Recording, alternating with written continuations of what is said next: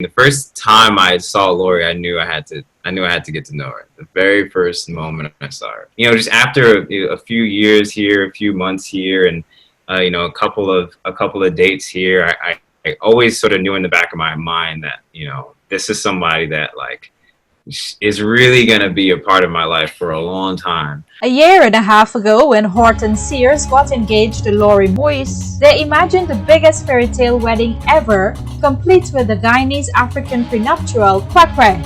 I just remember, I always have this story where I remember vividly my aunts, being on a chair and her getting paraded around the living room back in Guyana. So Lori, tell me a bit about your culture and how would have been able to fuse the Haitian culture with the Guyanese culture at your wedding? So we were really, really looking forward to it. Made sure that we had, the African print attire, dresses made. Mom came to the tailor with me. Do you still plan to do anything to wear these outfits? Oh, yes. Of course. Of course. It's hanging up in the closet. I am ready whenever God says it's okay. Horton Sears, originally from New Jersey, was born to Guyanese parents from West Coast Berbice, Region 6, and has been to Guyana multiple times. I love Guyana, and I can't wait to go back. I actually want to take Lori with me the next time I go, as soon as possible. Lori Moise is born to Haitian parents from Boston, Massachusetts. The importance of family and education played a major role in both their upbringings. In the fall of 2009, it so happened that both Lori and Horton would get the same scholarship to attend Providence College on Rhode Island, with both majoring in psychology. Lori is now a public health professional after completing her master's, and Horton, a resident hall director and counselor at Providence College, currently pursuing his master's in counseling and school counseling. With a decade-long friendship and relationship, the couple had planned a year in advance a lavish wedding of 250 guests on April 19th, but then COVID-19 hit the USA. I remember we went to the city hall and we're knocking on the door like, we need our marriage license. Are we able to get a marriage license? There was no one answering. And we're like, oh goodness, this is real. But the couple did not let that stop them from making good on their promise to say I do.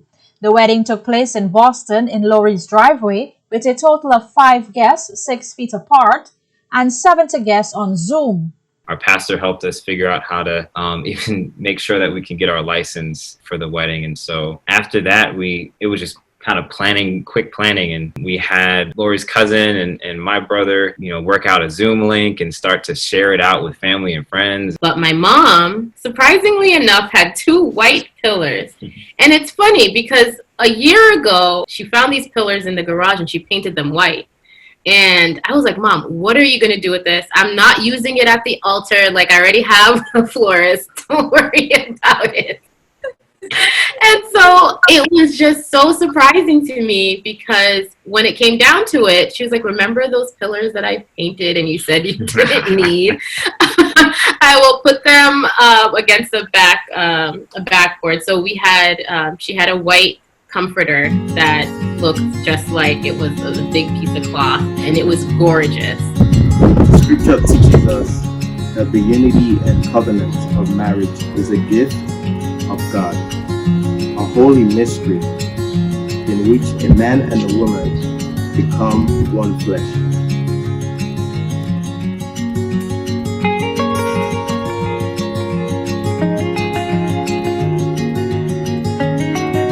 I pronounce you husband and wife. What God has joined together, let no one separate. Horton, may salute your wife now. Yeah!